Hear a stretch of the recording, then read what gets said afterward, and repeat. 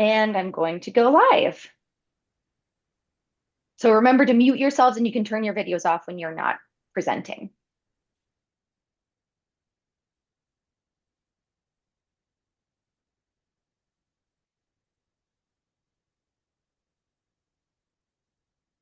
Hello, and thank you so much for joining us for our webinar today. We are so excited for you to be here with us to learn about how to talk about technology during the MnCHOICES assessment. Um, we are Minnesota NEAT, which stands for Minnesota Networking and Education for Assistive Technology. We are a group of professionals consisting of providers, case managers, assistive technology experts in the field, self advocates, and just people passionate about technology that come together to discuss technology, try to make change in the state, and then also collaboratively come together to do these webinars to educate more folks about the things we're passionate about. Typically, we select topics that we hear are maybe a lot of questions coming into us, popular things that we've been seeing or being, like I said, asked about. And so that is how we selected our topic for today. So before we get started with our presenters, just a couple of shopkeeping things. So this webinar will be recorded and it will be uploaded to the Minnesota NEAT webpage. We will be sure to share that link as well so you have access to that. We will also share the slides from our presenters today so you have access to that information as well. As a note, we will have an Ask the Expert section at the end after all of the presenters are finished. This will give us about 30 minutes for live Q&A. And we really encourage you to submit your questions during the presentation if you have them. So that way we're locked and loaded, ready to go to get those questions addressed during that Ask the Expert section. To submit those questions, you can use the Q&A button that is located on the bottom of your screen. And I've got a screenshot here. As you can see, it kind of looks like a chat bubble with a little question in it, and it's labeled Q&A. Unfortunately, I was having issues and I was not able to turn on live captions for everybody. So similarly, if you need to turn on captions, you can click on the Show Captions button that is also located on the bottom of your screen. So with that being said, we will move on to our presenters. My name is Elena Gallagher. I will be presenting later in this session. And at that point, I'll give a little background about who I am and why I'm doing this. But in the meantime, I will hand it over to our first presenter and let them introduce themselves. And Hi, Jonathan, you. I'm Jonathan Murray. I'm one of the community members at Minnesota NEAT. I also facilitated a makerspace with about I think we had about over 250 members who were neurodivergent. And I kind of uh others scattered background in advocacy, but today I'm just getting us started with what is assistive technology, so that uh, community members and the MnCHOICES assessors can feel empowered to talk about it in the MnCHOICES assessment. Let me hop over here. There is, apologies, I lost my screen to switch to slides. Do, do, do.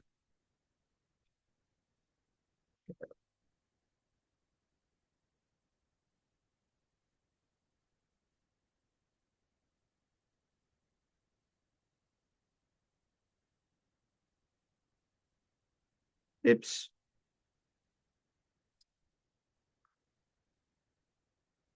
Is it updating? Oops. We were able to see that, Jonathan. That came through pretty clearly. Here we go. So disability, and it's showing the wrong thing. Oh my gosh. Do you assist, want me to like, share my screen? Would that help? that would be perfect. Yeah, let me just quick pull up your things. You can start talking. I'll get it up in the background if that's easier Awesome. too. So disability is fundamentally when society disables us when there's a misalignment between the expectation imposed on us and the capabilities and capacities of us as individuals or groups. And what assistive technology is humans are tool users. We use tools to overcome barriers. Every technology is assistive technology to do something. And assistive technology simply compensates for the extra cost of disabilities. Um, can you tab to the slide with the chainsaw? Awesome. Um, if the goal is to cut down a tree, it doesn't matter how we cut down the tree. Um, you can do that with an axe if that's our expectation, but give people a chainsaw. It's what we normally do and it's faster. Um, and that's, or you can rely on others. Interdependence is the dependence of two or more people relying on each other. Um, we rely on people to farm food for us, emotional and physical support, and to build interdependence. Through strengths adaptations, I can certainly ask somebody else to cut down the tree for me. Next slide, please. We know you don't have time without help. I dived into the MnCHOICES and like I found the statistics were staggering. You're asked to have us answer more than one question a minute in many cases. Next slide. Um, so we know, and to help you with this, we're going to be sharing out just a blank MnCHOICES template. Um, with just having access to your own questions ahead of time and your last year's assessment, it was able to turn my own assessment from a 3 hour long ordeal into a 30-minute check-in. So my assessor is able to simply copy and paste my own answers into MnCHOICES, and I can have a copy of the last year's assessment, um, which made the whole thing a lot less painful for myself and many of my peers. When you have to slog through what is the worst day of your life, um, revisiting some of the worst traumas over the last year, it's like really hard. And you're able to minimize that and make life easier for everyone by using this as assistive technology for you and your clients. And then I'll hand it back to you, Elena.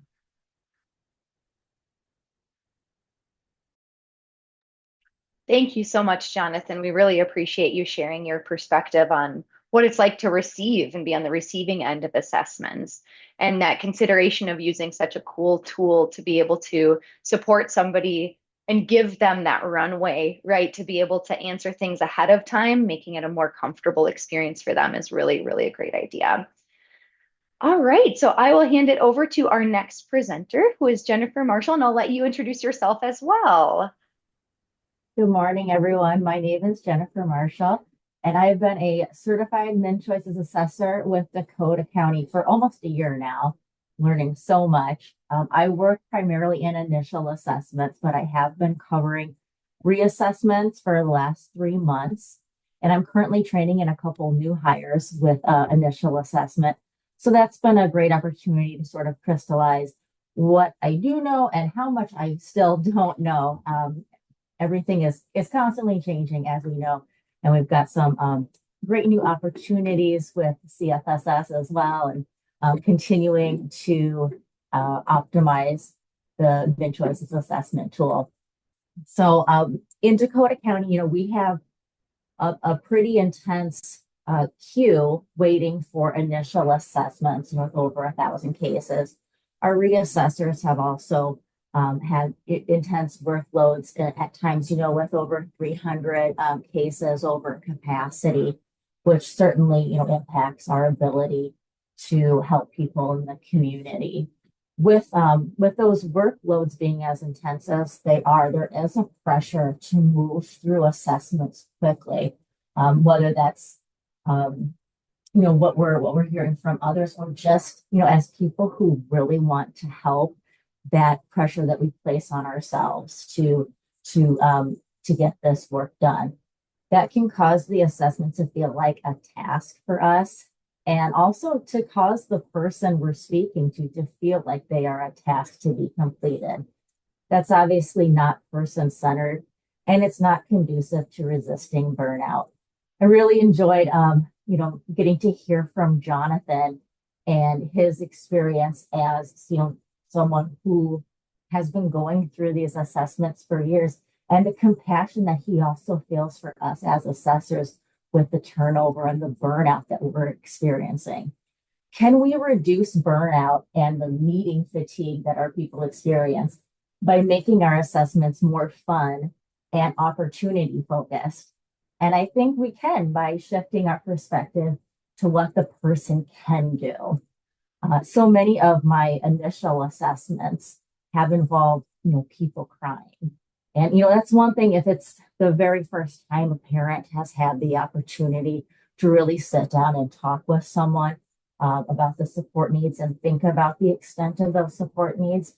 But it's another thing if my approach to the assessment is making the person feel inadequate by focusing on things they can't do with their personal cares and decision making, or problems that they're having with behaviors. Like Jonathan said, being asked to relive the worst day of your life, that does not feel like it's conducive to being person-centered.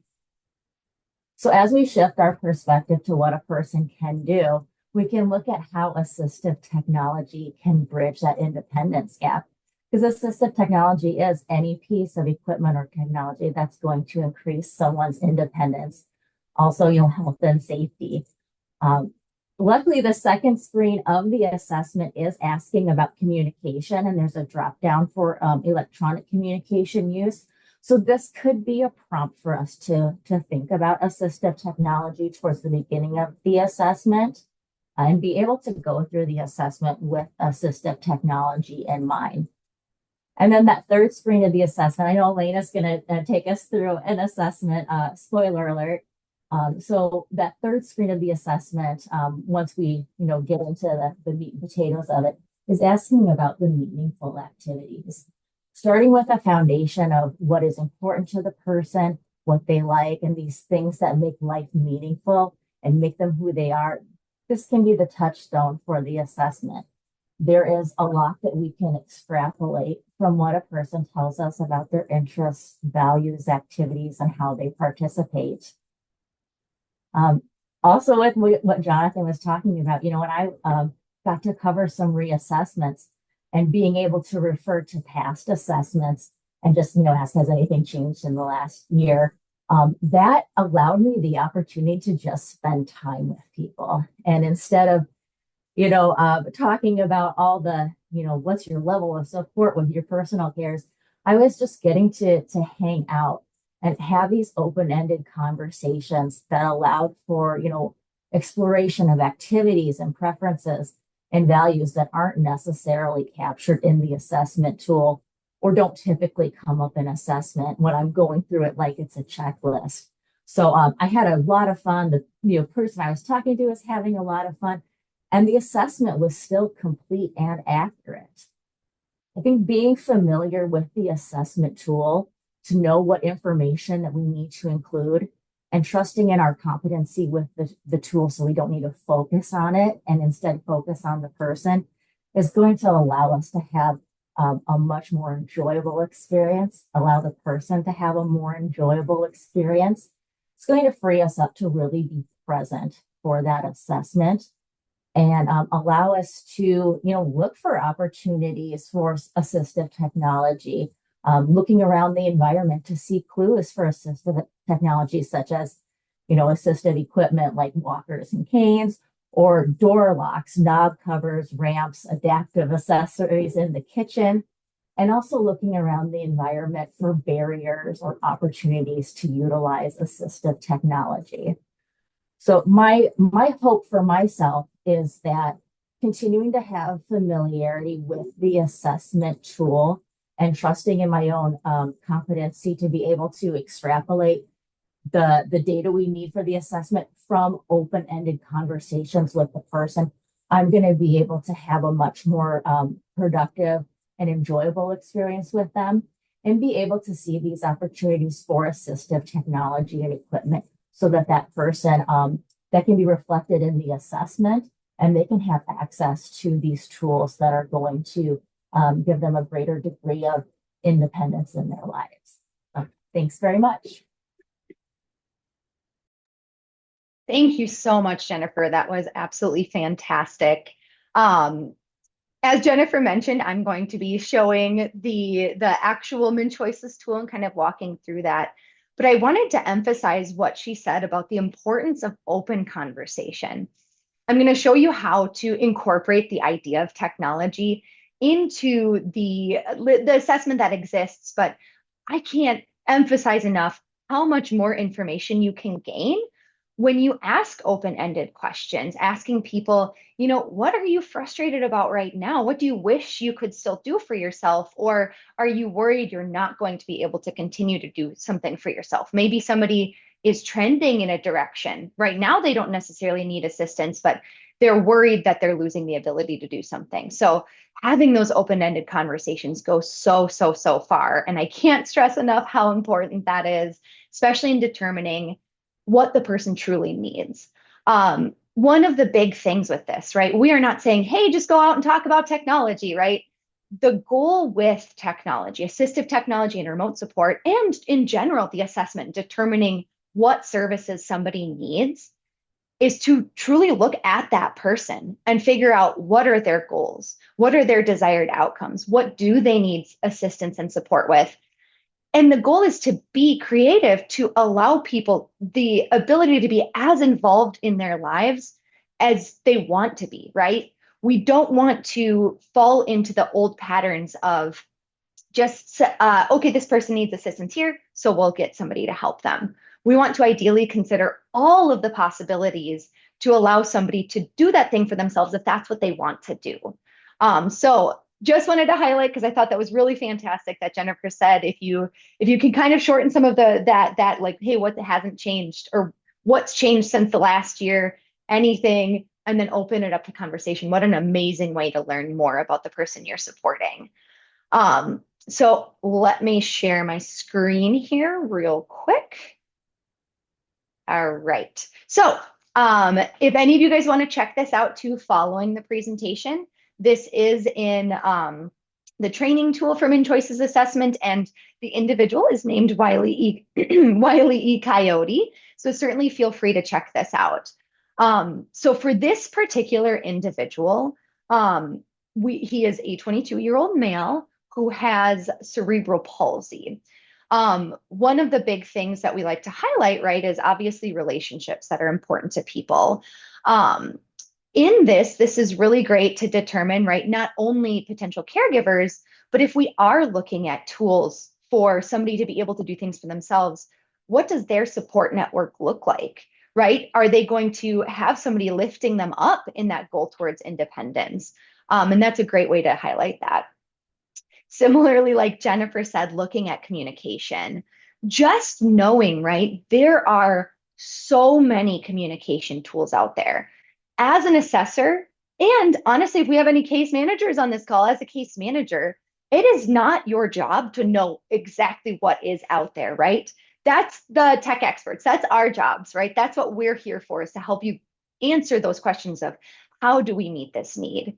The goal of, as you're going through this MnCHOICES assessment or having those conversations with the individual, is to figure out what those needs are. And does the person want the ability to do those things on their own?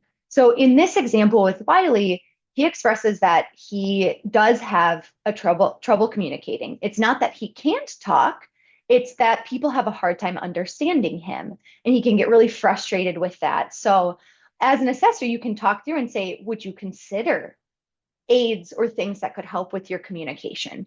Again, you don't have to designate, okay, we're going to use a communication board, it's going to look like X, Y, and Z, or anything like that. Just asking that question, are you comfortable pursuing technology to help you with this? And just a fun side note for communication devices, they range so fully in what's available out there, from really, really high-tech solutions. They've got full eye gaze or head tracking systems, all the way down to lower tech solutions like picture boards. There are also applications that can be used with unique voices that essentially act as live translators. So it might not even be something that they need a standard communication device like what you're used to. So again, you don't have to know what the final option will be, but making sure to write in that that's a goal that the individual has is really important. So moving into meaningful activities, I think this is one of the more important areas, right? I think so often as people progress in their diagnoses or their disabilities or with aging, a lot of people tend to retreat more, as at least in my experience, as I've seen. And what I really hope is with this assessment, you're getting to a point where you're helping to draw out what somebody wants to do in their life, what is meaningful to them, and how can we make sure that they can continue doing it or get access to doing it again. So one of the things that we noted here for Wiley is that he enjoys going to a museum, and this is really important, has a dream of being a tour guide at a museum. So now not only have we established that, hey, this is something, an activity that he enjoys to do, but we've pulled out a goal, right? We know that not only is this like a fun goal for life, but also an employment goal. So as we move through this, we're trying to keep all of these things in our mind, and we're trying to use that to kind of highlight what we might consider, right, as we go. So coming into work and school, we've just established that he has a goal of working at a museum. So let's bring that into this section. As I noted here, that since he has difficulty speaking, which we established earlier, we talked about pursuing speech devices, which he's open to looking into, but wants to make sure he is comfortable with the selected device. And then a great note for this work and school area is that we agreed a communication device could be beneficial in helping him toward his goal of employment at a museum. Because if he wants to be a tour guide, it's important that people understand him. So we don't want it to be something that we say, oh, sorry, you're not easy to understand, so it's less likely you're going to get hired for a role like that. Maybe you can just be a greeter, right? We don't want to reduce somebody's goals or dreams down to what the world will accept from them, right? So we want to be able to lift them up, bring in the tools that they would need to be able to meet those goals and desires. Living environment, this is a big one, right? Because so often people, maybe they're living with family. In this case, for Wiley, he is. I think this was a really, really important section to note what changes are coming in his life as well, because in this conversation, we determined that he lives with his father and two older sisters, but one of his sisters is going to be moving out soon, and it's likely that the other sister may be as well. So alone, they've been taking care of him, all three of them, and helping support him, but now it's going to reduce down to his father. So are we looking at having father have to take on everything and support Wiley?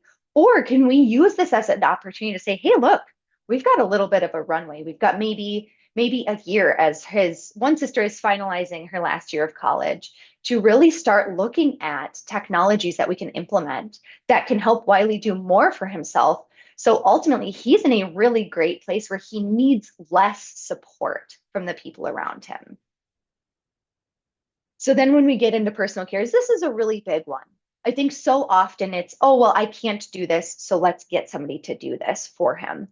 But this is where, like, I stress, right? There is a lot of assistive technology out there. There are a lot of very, very unique ways to help people do things for themselves or more independently, where they're less reliant on a caregiver or staff to do things for them. So if somebody says, well, okay, I can't go to the bathroom on my own, don't just stop there. I encourage you to ask follow-up questions, right? Similar with dressing, grooming, things like that. Well, what is it that makes it difficult for you to go to the bathroom on your own? Oh, well, I really can't self-transfer from my wheelchair to the toilet, or I can't clean up after myself, right? If you can note these in the assessment as you go, that is going to be extremely helpful in being able to identify if there are ways that we can uniquely look at assistive technologies to help Wiley do that on his own.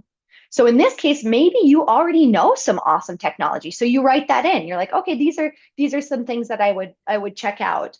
But maybe you don't know everything, right? So I kind of wrote this lightly. So he has help right now with going to the bathroom and bathing, but he said he'd be interested in doing that on his own. So we discussed options like a bidet for bathroom independence, a shower chair with rails and a seatbelt so that he can get into the shower and bathe himself, and cleaning tools with hand attachments for bathing, right? So maybe you don't know the exact cleaning tools, but you know that if he has adapted tools, he may be able to more likely clean himself and not rely on a caregiver. And then similarly, this is more of a broad statement. It may be worth looking into devices that could help with transfers and wheel repositioning in his wheelchair and bed. I added the in bed here because, right, this is the whole personal care section. Some people do their grooming, some people do tasks in their bed. So maybe that day Wiley wakes up and he does not want to go to the shower to do that. Maybe he wants to get himself ready, get himself clean in bed, right? So we want to look at all of the options based on what Wiley has told us. Household management as well, right? We're talking about, a lot of times with this, Wiley's family is doing this for him. So he's got pretty much everything down here is completing tasks with assistance or instructions throughout the activity. He participates to the best of his ability, but he needs physical assistance. So with this one, you can use this as an opportunity to highlight which household tasks should Wiley be learning to do on his own.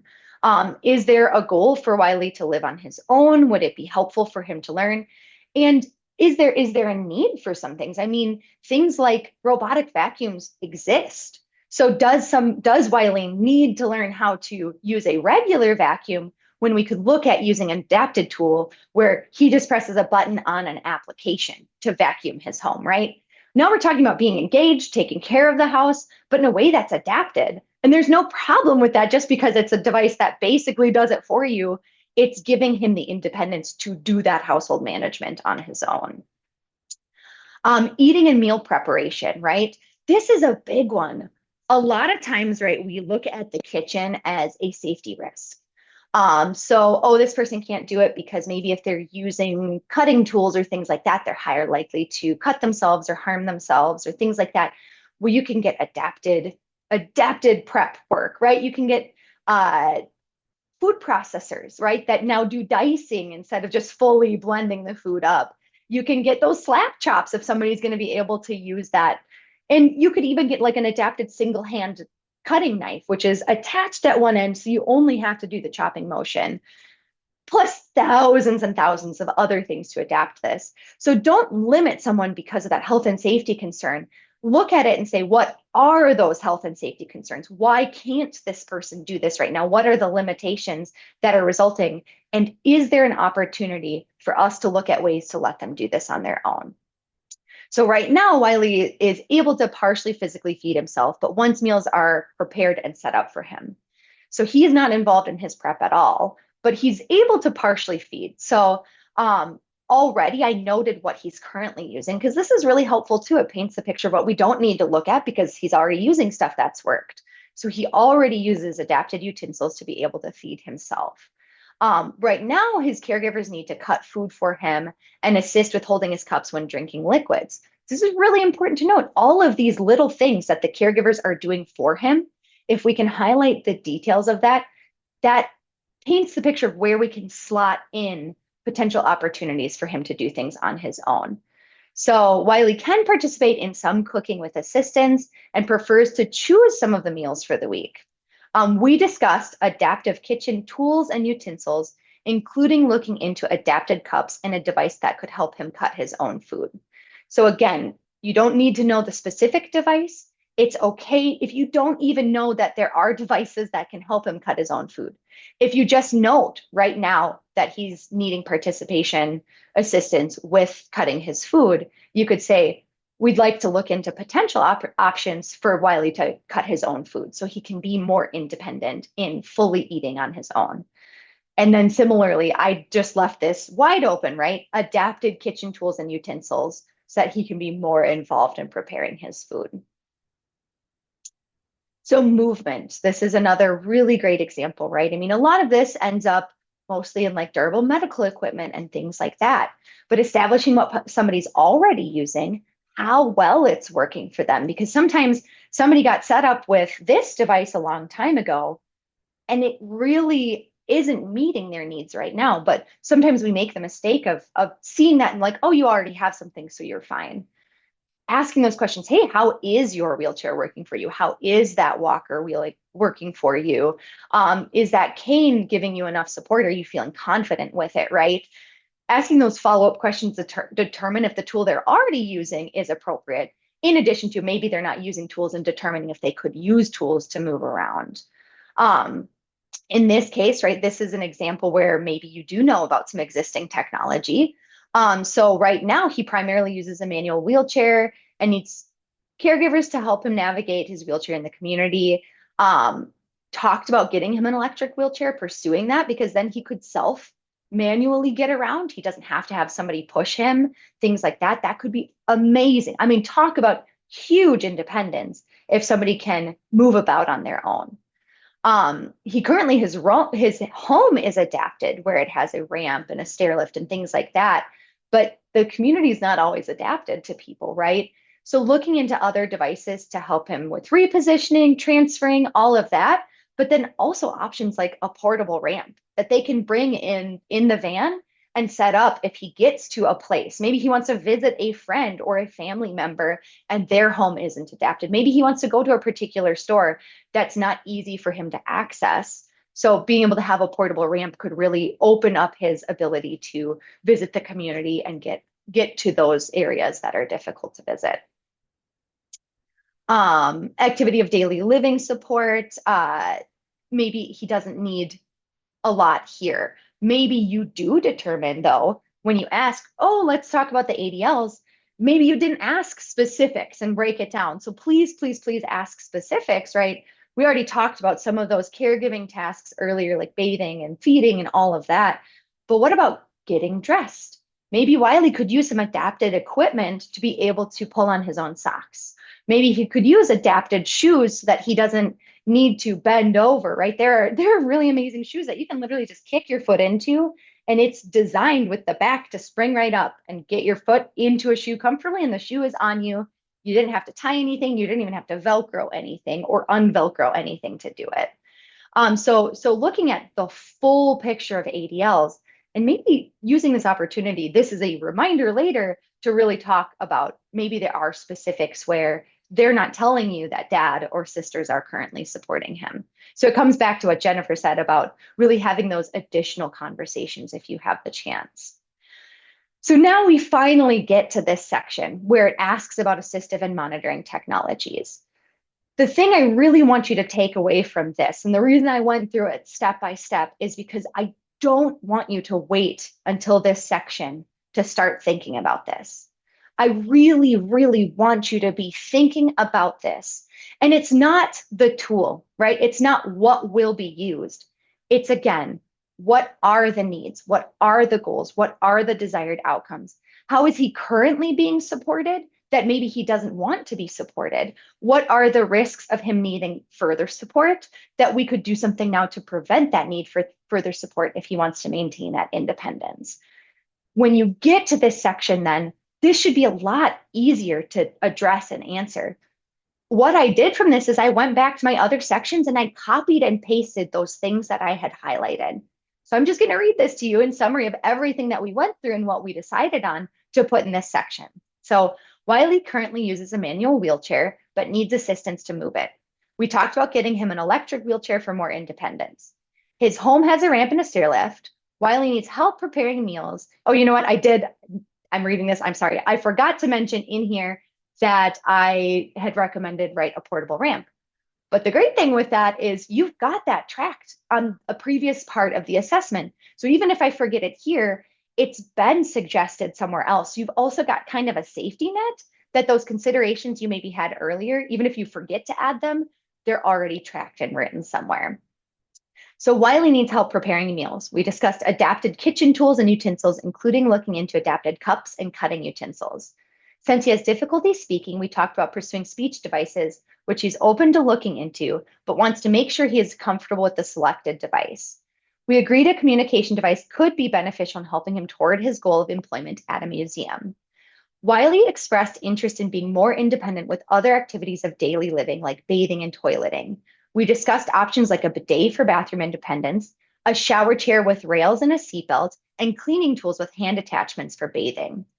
It may also be worth looking into devices that could help with transfers and repositioning in his wheelchair and bed, as well as other devices that could help with some of the tasks his family are currently doing, like changing him and fully preparing his food.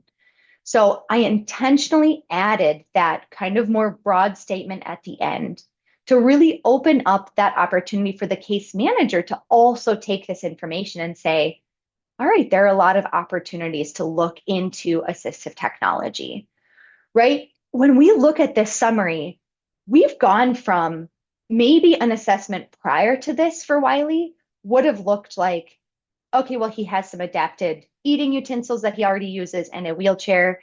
He could use something to help him cut his own food. By really spending time on each of those sections and asking those follow-up questions, asking him, does he like having support in those areas, or does he want to continue his independence in these areas?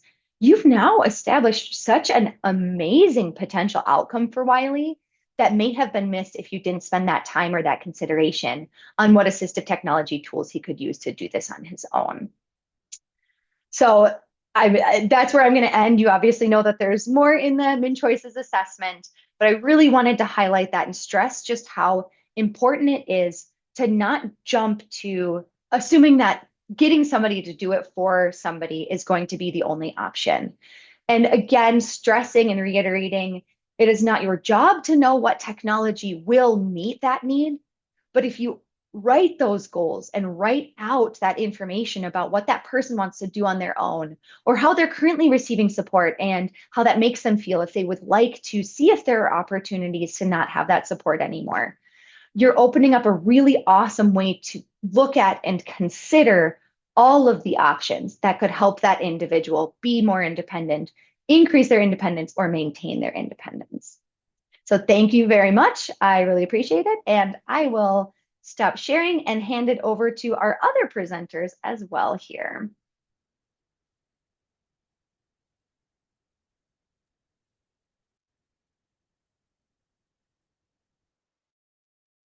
Chanel, would you like to go ahead and jump in?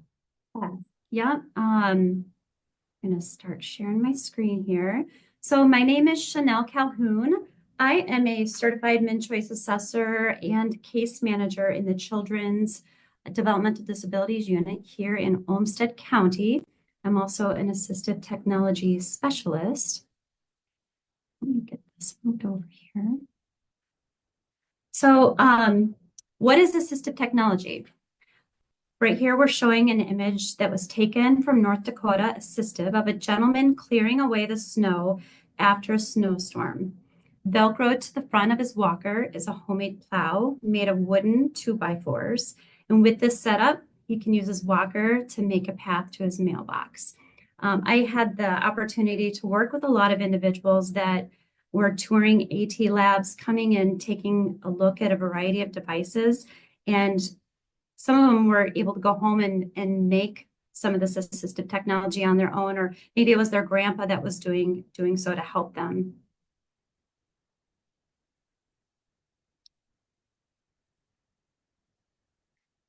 So keeping this gentleman in mind, I want to read to you the federal definition of what assistive technology is. So it's any item, piece of equipment, or product system, whether acquired commercially off the shelf, modified or customized, that is used to increase, maintain, or improve functional capabilities of individuals with disabilities. What if you don't know what you're looking for? I know Elena was speaking to this. Ultimately, today, we really just want to plant the seed that there is so much assistive technology that's available. You don't have to know the answers, but knowing that it exists and that there are resources in Minnesota is a really, really great start. Here we have the federally defined categories of assistive technology devices. So we've got vision, hearing, speech communication, cognition and learning, your daily living devices, environmental adaptations, computer and related peripherals, mobility, and rec and leisure devices. Later in one of our slides, we're going to have a resource for Minnesota's STAR program. STAR is Minnesota's federally funded assistive technology program, and they have a lending library as well as a number of partners with lending libraries. So this is a really nice resource for people throughout the state of Minnesota. It can be anybody. It can be case managers, assessors, educators, individuals that we serve, their family members. And so we're going to have that website available, and anybody can go on, create an account. And when you log in, you're going to get these categories because, again, you don't need to know a specific device, but if you have a general area that you're looking at, helping somebody to explore those devices, they're able to reach out to these lending libraries and actually get demonstrations, whether that's in person, whether that's virtual. Maybe you're just wanting to take a look around and see some of the things that exist. They can give virtual tours. There are opportunities to do short-term loans as well. So checking out a device and using it at home, at school, at work, out in the community, up to 45 days to see if it really meets your needs, because some of this technology can cost a lot of money, and it's nice to really fully vet it and see if it's going to help. And then for those who maybe identify technology that they need, maybe don't have resources, some of the libraries have what they call open-ended loans. So getting able to take that technology home with you for as long as needed.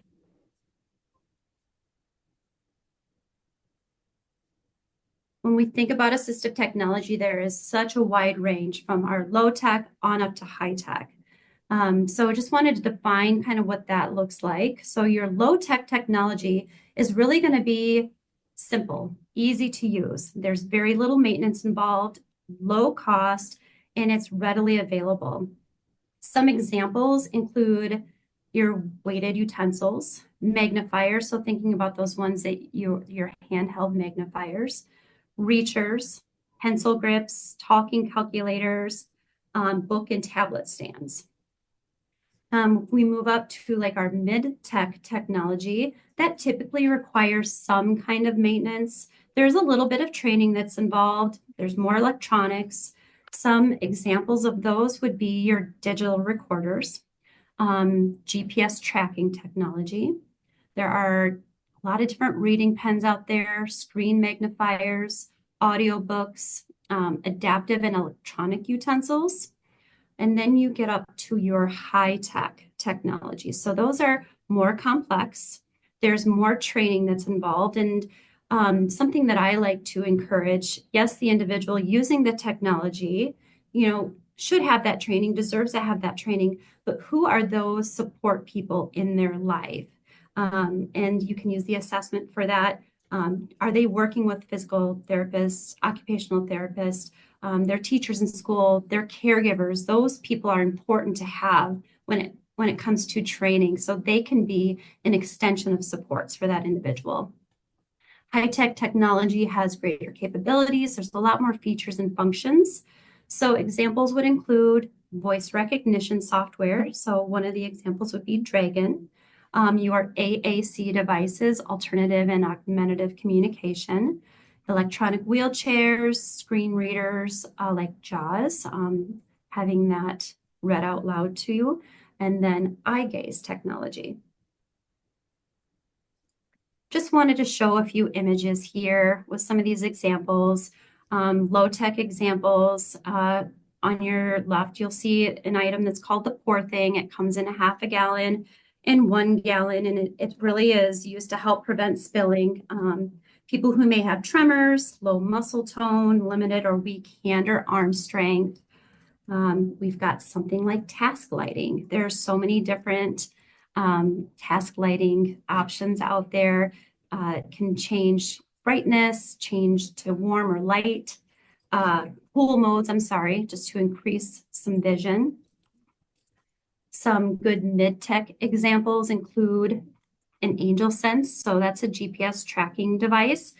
There's a lot of different wearables with that. So with a lot of this technology, you can look at what the individual needs are. How are they going to be most successful when using this technology? We've got the Ruby magnifier. So for those who need to increase their vision, personal amplifiers for people who may have a hard time hearing. And then going to some of our high-tech examples, we've got the Orcan My Eye. That's a really cool device. You can actually teach this device to recognize faces. And so when somebody that you know walks into the room, it'll actually say that person's name out loud. It can read text out loud to you, connect to Bluetooth as well. And then another really cool piece of high-tech technology is the Obi robotic feeder. So this device you use and operate with some switches, whether it's with a mouse switch for your hands, switches that you can put on the ground and operate with your feet. But this allows people to eat independently. I even worked with a woman. She has MS and she lived in an assisted living facility. So she had people that were there paid to help her eat. But, with her, she wanted to be able to eat on her own. And in addition to that, they were experiencing a staffing crisis. And so she would tell me that when they would come in to help her eat, she had to wait for when they had time. And when they came into the room, it was how fast could she eat because they had to get to the next person. So this device allowed her that independence to eat when she wanted, how fast she wanted, the food that she wanted to. So all of these pieces of technology that I showed and then some are all available to be demonstrated, to be loaned out through the STAR program and their partners. So just wanted to share a few of those. And I'll turn it over to Matt. Thanks, Chanel. My name is Matt Hansen. I am an assistive technology professional and environmental accessibility specialist, and I own MnCHOICE Assistive Technology. Chanel did a wonderful job talking about how we can help people gain independence through aids to daily living and just simple devices they can use in the home. My focus is a bit on giving people independence in the community and helping them move a bit into their own home. One of the easiest ways we can help a person move towards more alone time and independence is through wearable devices. You can see two devices there, a wearable pendant, and the other one is an iWatch. And both of those are simply examples of giving people a way to outreach to a caregiver and or a center in case of an emergency. There are so many examples of the thousands of people that we have worked with thus far where the person supported has the abilities, and I think I stole this line from somebody, but we put it on a lot of our materials, that through caregiver interference, we can actually hinder the growth and independence of a person. And if we just get out of their way or help give them the tools and the right to make their own mistakes and the dignity of risk, then we can help, they will continue to grow in their independence. They simply, and we simply, frankly, as the guardians and the caregivers and the people making decisions, we need to make sure that we're putting items in place where they can reach out if they do feel that they're in an unsafe circumstance. So I have a grid on here, just kind of showing some of the different things to look at. And again, you don't need to know all of this because the assistive technology vendor is going to help you choose the best options for you. But in the current case, for the pendants, we've all seen the purrs, I've fallen and I can't get up pendants. But we can also use those in watch form. We can dedicate the watches and pendants to reach out to caregivers. We can do geofencing where if a person leaves a certain area, we can receive a notification and say, hey, what's going on here? We can do simple GPS tracking. So if a person has a limited amount of alone time in the community, then we can know where they are and that they're in a safe situation at any given time. Given the person's permission, we can actually drop into these devices and hear what's going on in those different scenarios. So just starting small and starting with a bit of time alone, we found that people are going to grow and they can increase that over and over. Could you go to the next slide for me, Chanel? A lot of you are familiar with enabling technology, or more commonly known as remote monitoring technology. But as remote monitoring technology incorporates a number of different sensors within the home, be it contact sensors, so we know if doors are opened or closed, motion sensors, so we know where a person is at a given time in a home. We can tell with new moisture sensors and humidity sensors whether a person is showering. We can know when they wake up, when they go to bed, whether a door has been opened, whether there are people over at the house. We don't need cameras for all of these, so we are giving a person a bit of their privacy, but we're also getting the information we need and being able to track data to say, yes, this person is safe in their own home. Now, one of the very first people I worked with, and he gave me permission long ago to mention his name was Bo, and he was up in Moorhead, Minnesota. Bo happened to have autism, nicest guy in the world. But we decided that we were going to help him move in independently because it's something that he really, really wanted. Now, I'll say this right now. Bo didn't need any technology in his house. He was just fine. He woke up at the same time every day, went to bed at the same time every day, went to Quick Trip every day. He went to work every day. He knew what he was doing. He was living just fine. You know who needed the assistive technology? We did. The case manager did.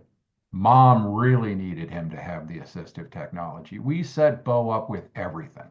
Smoke detector monitors, bed pads, so we knew when he was getting up, contact sensors, motion sensors. We censored his oven, so we knew when he was cooking and he didn't leave the stove on.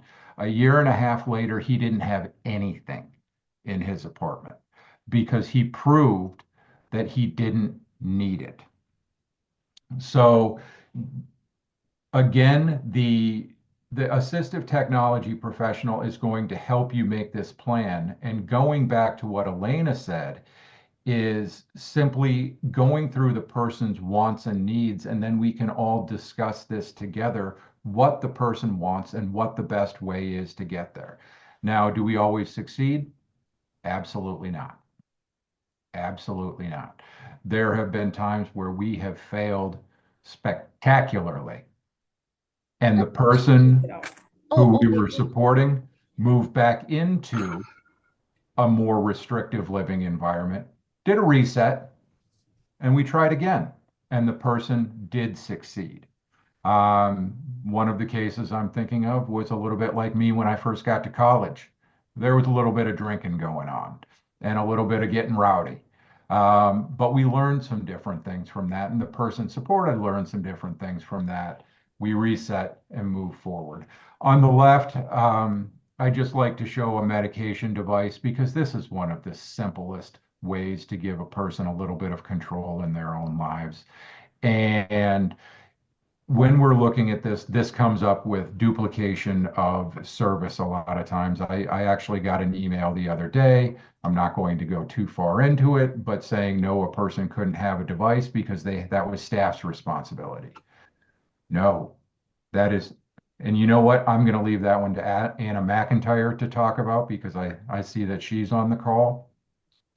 But just keep in mind that there may be a duplication of service now, but this is going to help a person grow into the person that they want to be. And we have all had that. We were all given that opportunity to grow into the people that we wanted to be. Why should the people that we help support be any different than to make their own choices and for at least us to give them the support to be the person that they want to be? Chanel, why don't I go ahead and throw it back at you? Okay, thanks, Matt. So I just wanted to share this last slide. I was talking about the Minnesota STAR program. If you haven't had a chance to tour an AT lab, I would say go and do it. It's pretty cool.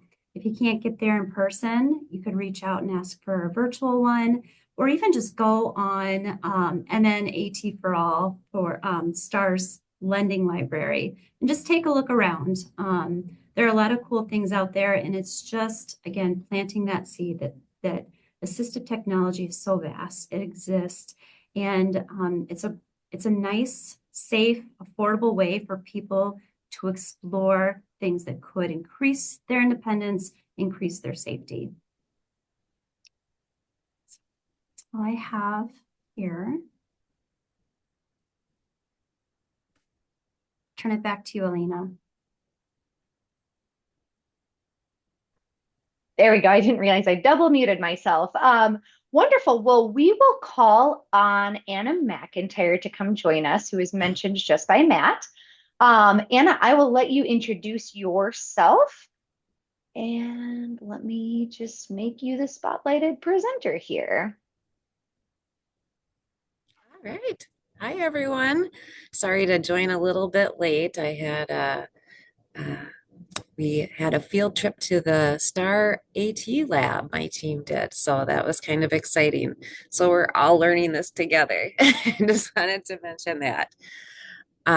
Yeah, so I just wanted to let everybody know. I don't know who all knows this, but DHS does have goals around increasing access to and usage of assistive technology and remote support.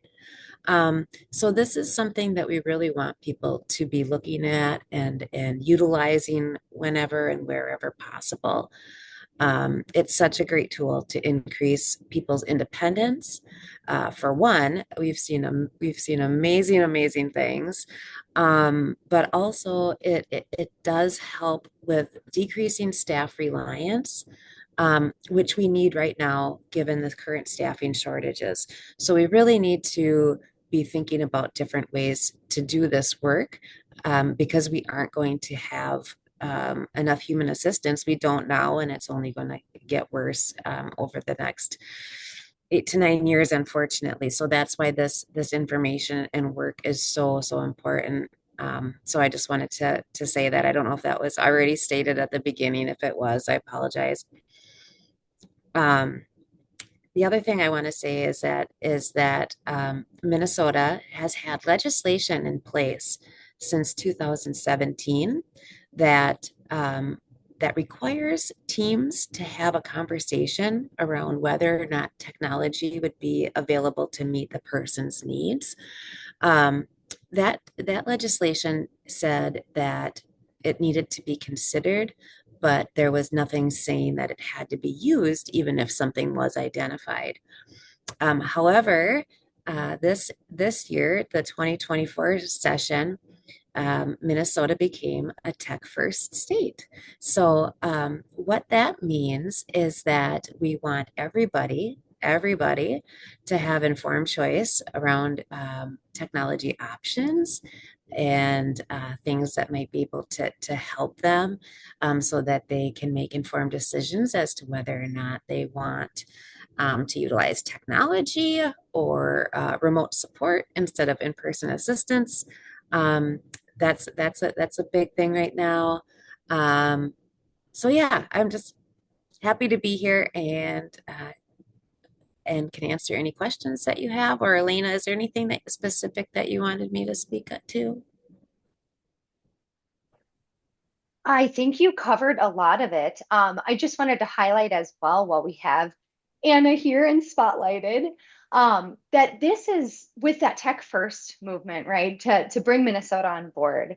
DHS has been laying the groundwork for this for years, but it really, I mean, we've really been seeing a ramp up and what I call a culture shift actually from DHS. I think it's, in my experience at least, some of the fastest I've ever seen DHS really move in what seems and feels like for a lot of people a new direction. So when Anna says like, "Hey, yeah, please go out, have these conversations," we want you to feel supported in that, right? It's not something that you're going to get in trouble or things like that. If you're authorizing technology, I think there was authorizing or recommending it as assessors, right? There was a feeling for so long that technology was only for people who were already pretty independent or were working their way towards independence. And what we hope you take away from today is that it really is for everybody.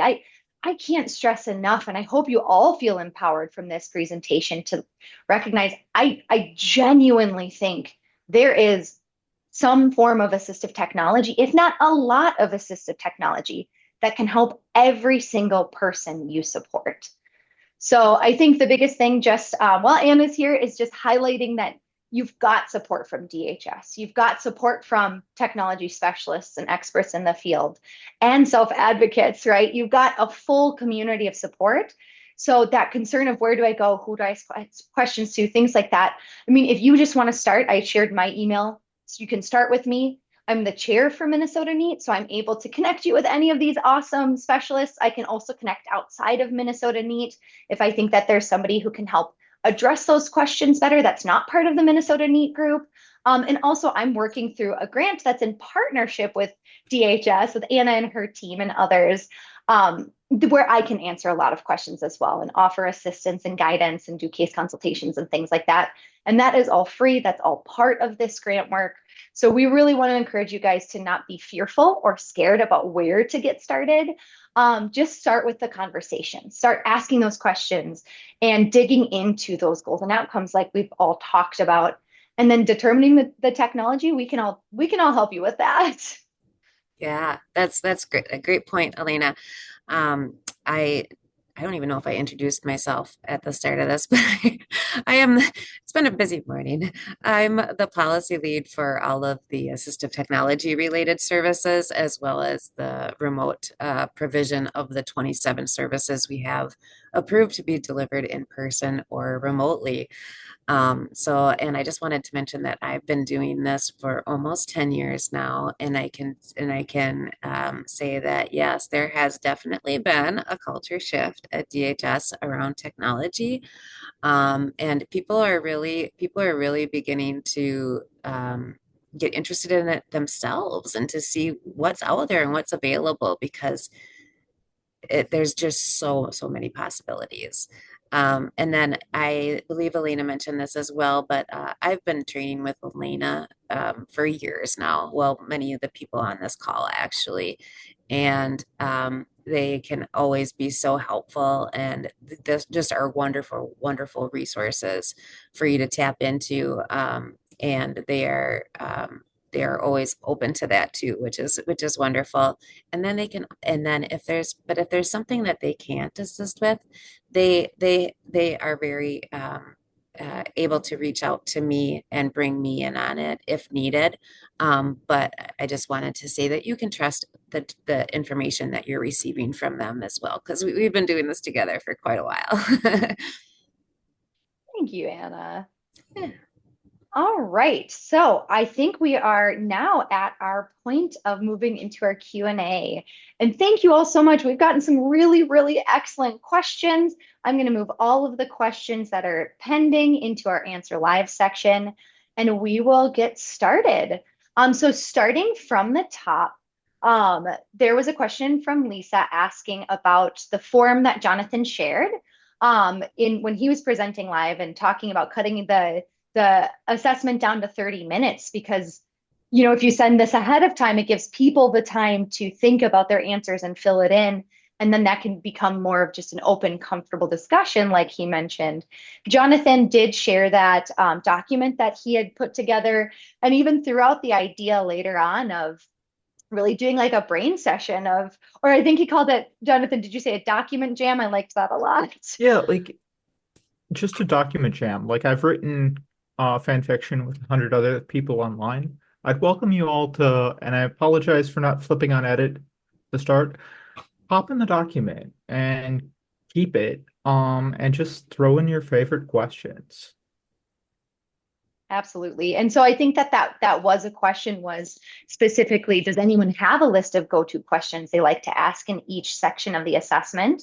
And I saw that one person added what they like to share in the chat. So please, please, please read through that and reference that. Also, I mean, if you're ever wondering, right, like you can ask me, you can ask Jonathan, like he said, you can ask anybody on here. We can give you ideas of things that you could talk about, things you could ask to really open it up. I'd even especially recommend talking with Jennifer and Chanel, since they understand the assessment process pretty well, being assessors themselves. So they might have some creative ideas. Chanel and Jennifer, did you want to add anything to that for maybe recommended questions you have? When it comes to personal cares, that can make people feel uncomfortable. And so I do find that asking about routine is a more gentle way of having those conversations. So just like the other person had suggested, asking about like, do you prefer, like, what does your day look like? When do you take your shower? Or do you prefer a bath? Do you do that in the evening? You know, and that's a more comfortable way of having these conversations.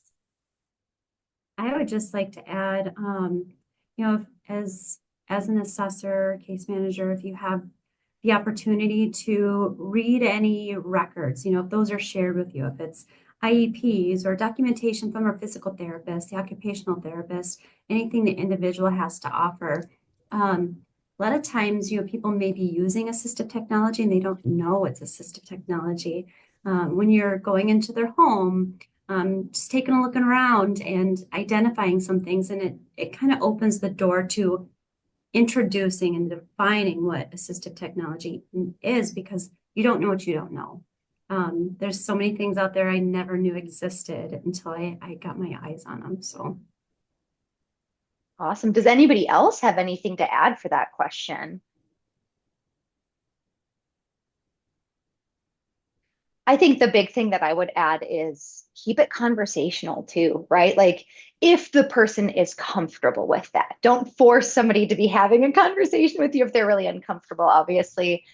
But think about it if you were having a discussion with your friend or your family member. What would you want them to be asked? What would you want to be considered? If this question was being asked to you, how would you want it to be asked? And what follow-up questions would you feel comfortable with? And I mean, the more we can put ourselves in somebody's shoes and think about like what Jonathan highlighted, that discomfort that can be around that, and how we can make it more human to human interaction rather than going down a checklist of questions. I think that's a really great way to approach it. We've normalized a lot of squicky things in assessments that really aren't normal in the rest of life, and we wouldn't want to have asked of ourselves. And Minnesota has been slow implementing it, but I think we're working towards the only ask once principle, that if you have the information or you can get the information in any other way, ask them maybe to confirm it in whatever way that they are comfortable with, but don't ask the question again. You don't need to. Awesome. Elena, there's an important question that I saw on here. Will there be any discussion today about barriers in the waiver or the case manager being willing to fund or approve assistive technology? Yeah, that's an excellent question. You're jumping down my list, Matt, Oh, throwing me I'm off. sorry. I'm No sorry. worries, no worries. It's a really, really important question.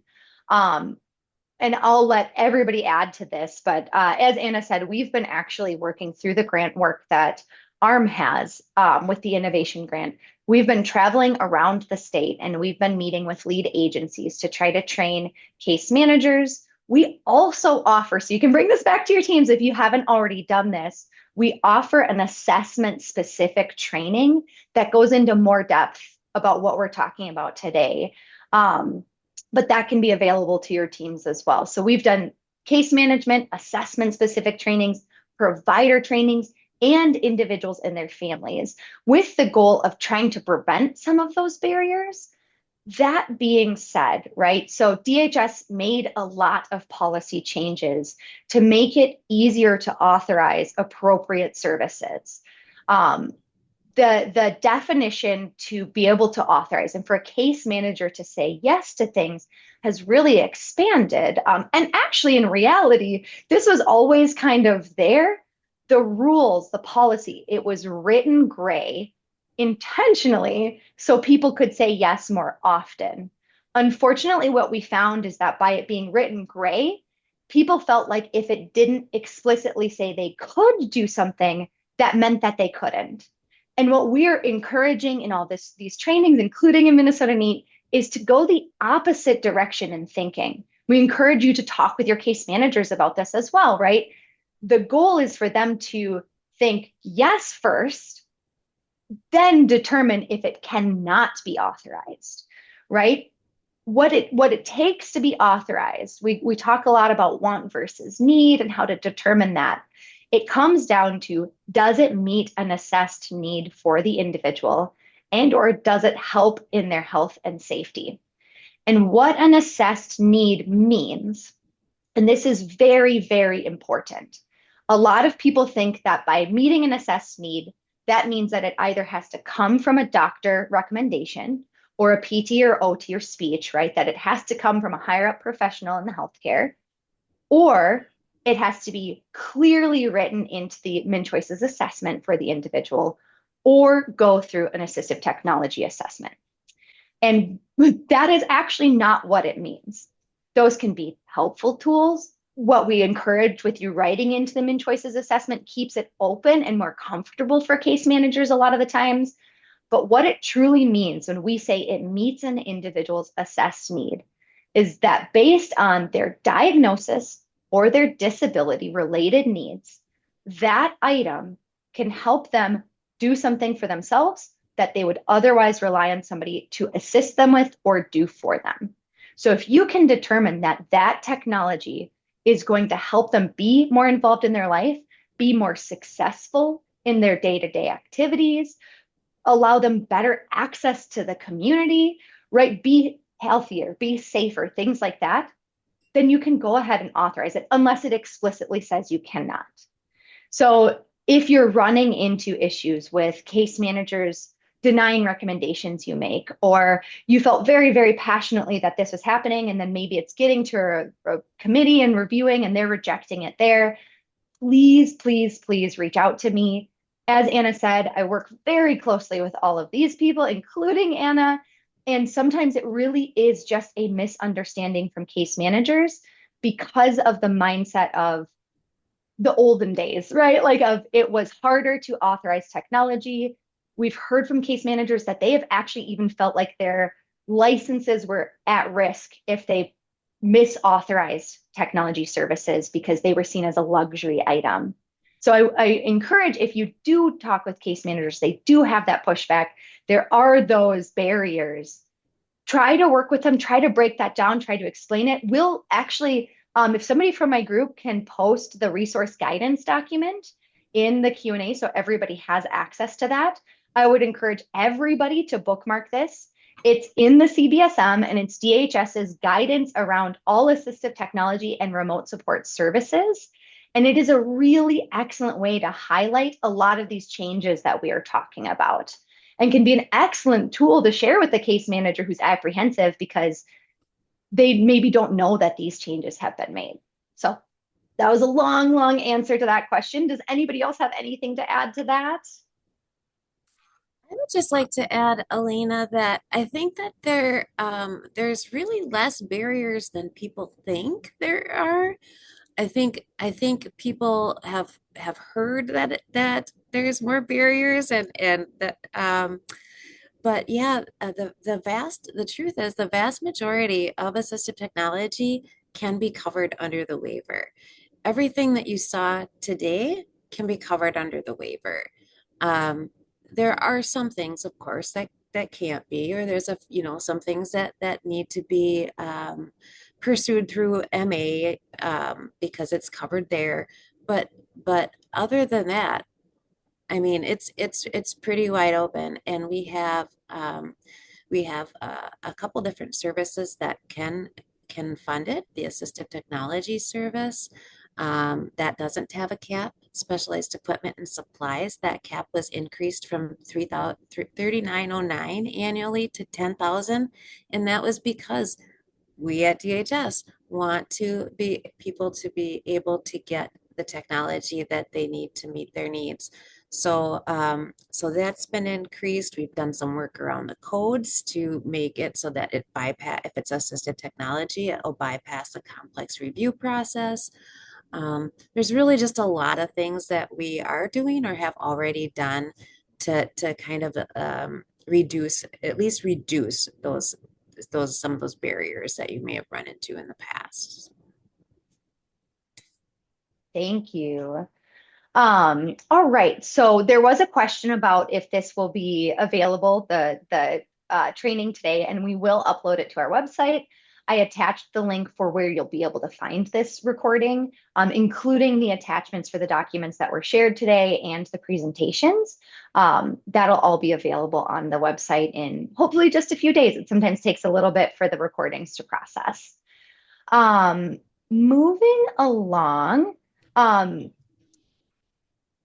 there was a recommendation from Tori of I've used the OrCam with 2 Somali/English speaking blind/low vision individuals, and it has been absolutely amazing for them. I love to see this kind of stuff. And Erin, thank you so much. Erin's a member of Minnesota NEAT, and she shared a link for OrCam so people can check that out more often.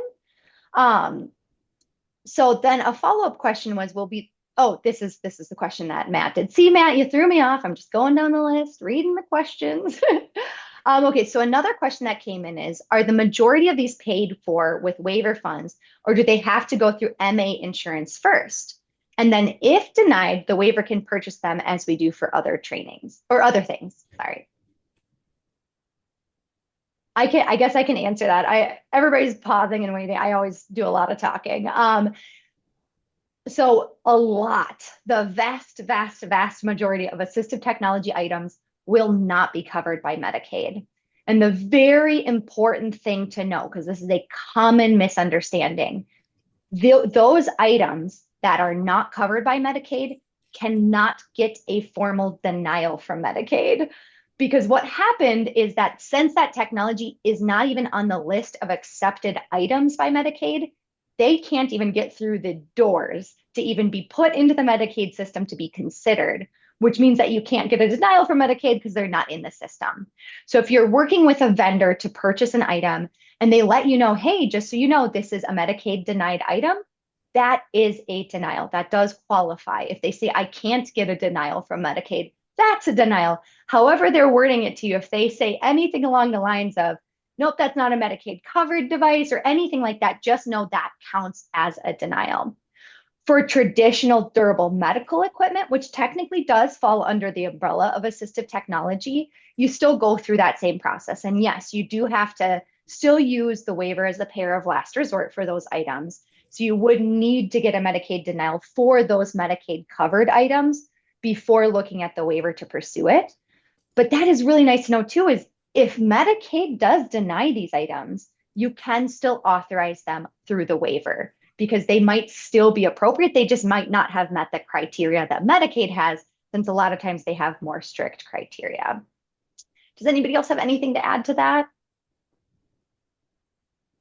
I would just say from personal experience and from that of my friends, like if someone has a cognitive disability, like you're placing them in an impossible situation when you're asking them to step into a social situation where there's no way to get the thing you're asking them for. So please don't do that. Like, especially autism is primarily a social disability. Trying to navigate telling someone that I can't do that is really hard. Absolutely. Thank you. All right. Another question that came in is, are there any print flyers / brochures to give to folks for post-assessment documents that they can look over in their own time and make discussions if they'd like to pursue assistive tech, specifically for the STAR program? And absolutely, the STAR program has really amazing resources and flyers. They can actually also like meet with your teams and do more specific educations and things like that. I believe, okay, could somebody from my team share in the type answer section on the Q&A for that, the Minnesota Stars website and their MnAT for All website. So what the MnAT for All website is, it is their library where they actually list out the different equipment that you can borrow and trial from their lending library. I think it's just an amazing resource in general to look at and reference if you're trying to figure out what technologies are out there. They divide it up similar to how Chanel had her presentation, where they divide it by those categories of assistive technology. So you can figure out what looks good for those different areas, or maybe you're specifically meeting with somebody who's deaf or hard of hearing. So you can preemptively look into options that you might be able to recommend during your assessment. And yes, oh, sorry, go on. I was just gonna say, yes, they do have print materials available. The person does end up having a specific assistive technology assessment done post MnCHOICES assessment. If it's recommended, then a list of items that are suggested by the assistive technology professional either will be sent to you or should be sent to you, along generally quite often with hyperlinks so you can take a closer look at them, and then discussion about all of those items too, to help you understand what those items are. I'd just like to add, maybe Anna, you can attest to this as well. If an individual knows assistive technology, like a specific piece of equipment that's going to meet their needs, you don't have to have that assessment. I know there's a lot of wait lists out there for assistive technology assessments. So if you've got somebody on your team, you know, physical therapist, occupational therapist, maybe assistive technology professional, maybe you've trialed some of this technology, and the ATP, the assistive technology professional you're working with, can document, yes, this device will increase your independence. You don't have to go through and have a complete assessment done. We're really surrounding this one. I like that. Just to end the kind of conversation toward that too, unless anybody else has anything to say. Let's say, though, you do want an assessment, but you know that there are specific items, as Chanel was saying, you can request both the assistive technology assessment, and it will be much quicker to get them the medication unit and the wearable device and a couple of other quick things that can simply be shipped out to the person and programmed without the assessment needed. I just wanted to add, to make sure you guys understand this too and are comfortable with this. You don't need to prove that the technology is going to work before implementing it. You don't have to do a trial through the Minnesota STAR program. A lot of people will do that more so if they're just really not sure. The individual's not sure if they're even going to be comfortable with the technology. You're trying to choose between different options, but don't think that that is a requirement to authorize technology.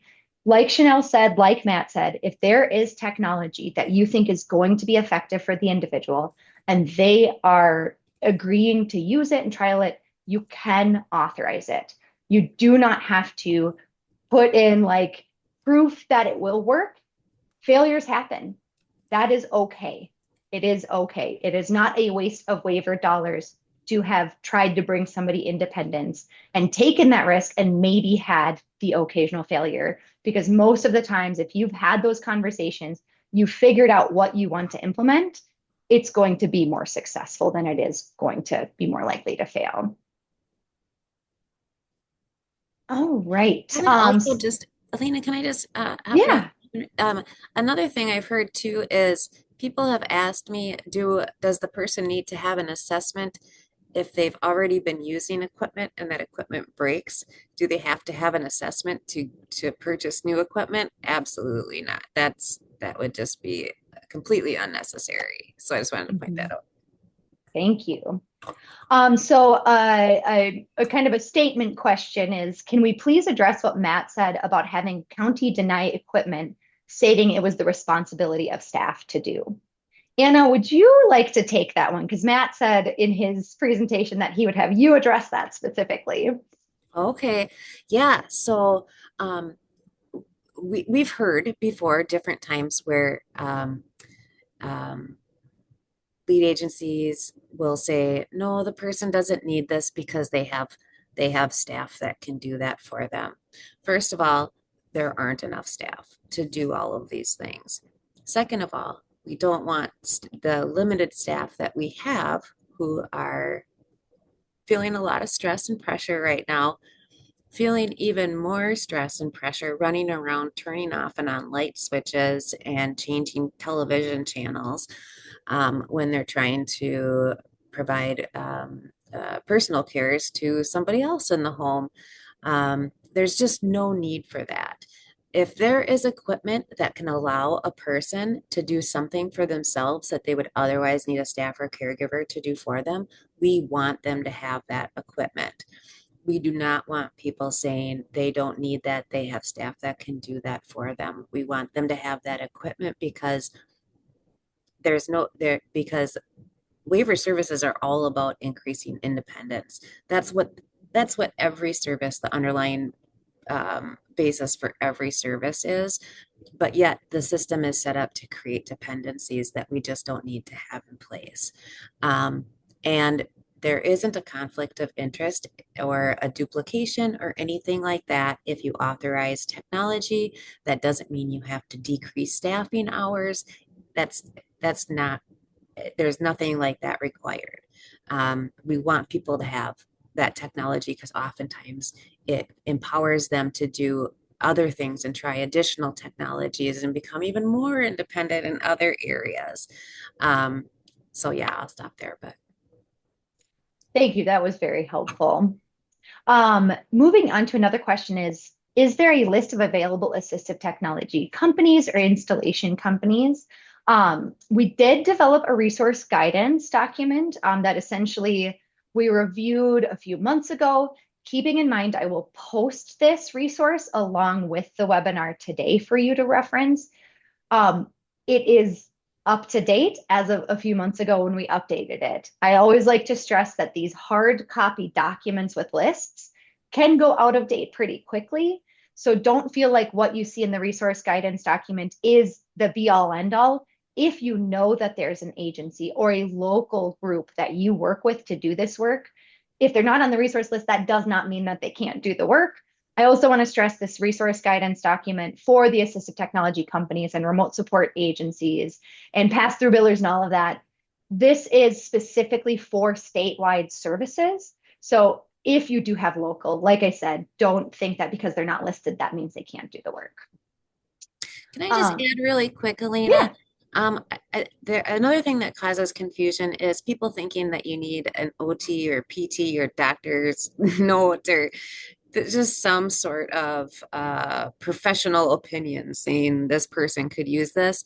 And that is also not true. That is the old way of doing things and also just only applies to MA at this point. So. Mm-hmm.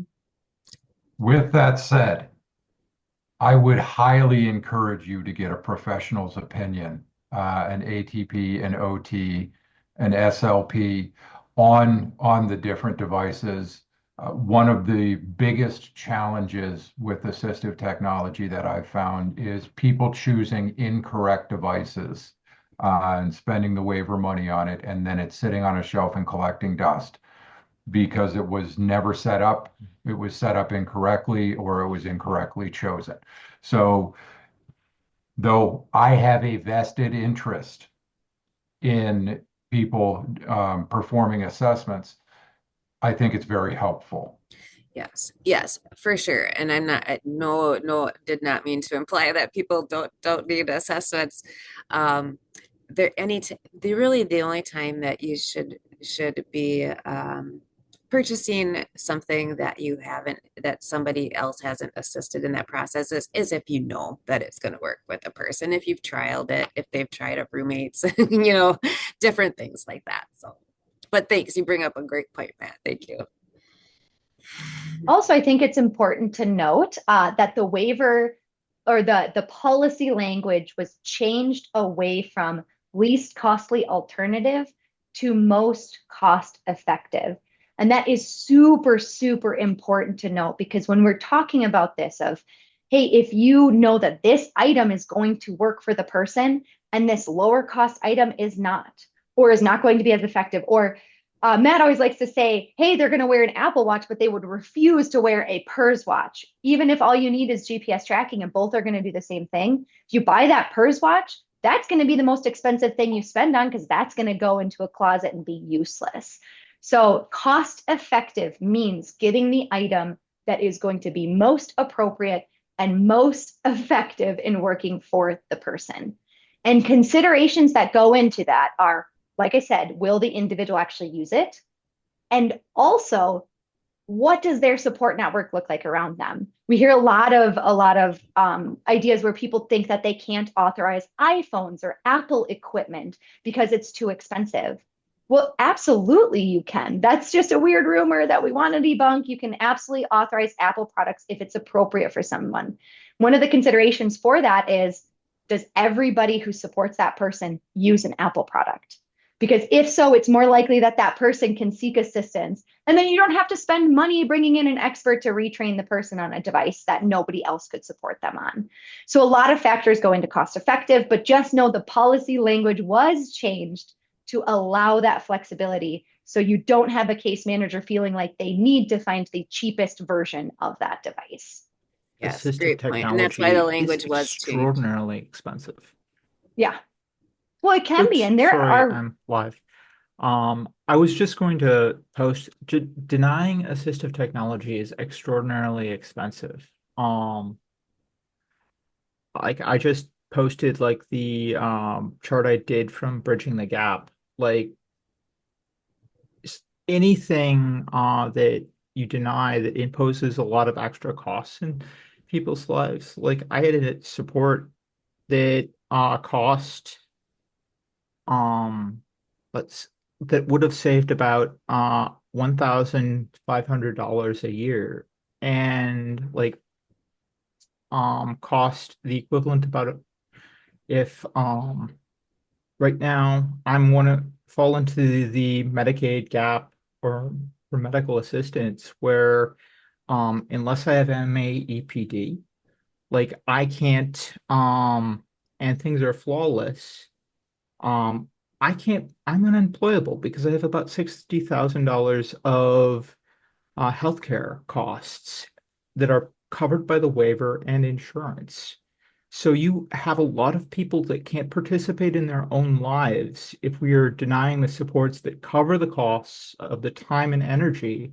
And I'm not sure if any of you are as familiar with the math behind managing your own waiver, but that's about 200 hours of your life that you could be using for other vocational pursuits. So like, and like that's time that we have to pay caregivers or buy more assistive tech to cover. So look for ways that you can give people back the time, give people back their energy, and give people back the space in their lives. Absolutely. And thank you for everybody who's sticking around. We are 4 minutes over time. We do have one more question that came in. So if you are available to keep hanging out, please feel free to do so. But for those of you who have to jump, thank you so much for joining us today. Just a reminder again, this will be posted on our website and made available to you along with the resources. So crew, the last question that came in was, and this may more be a statement, it looks like, As I work with an ALS clinic within our healthcare system, this information will be greatly used as we run into many DME or AT items not covered by insurance. While we have a local and Twin Cities equipment loan pool, this will add an additional resource when we are looking for a specific item to help maintain a person's independence as long as possible.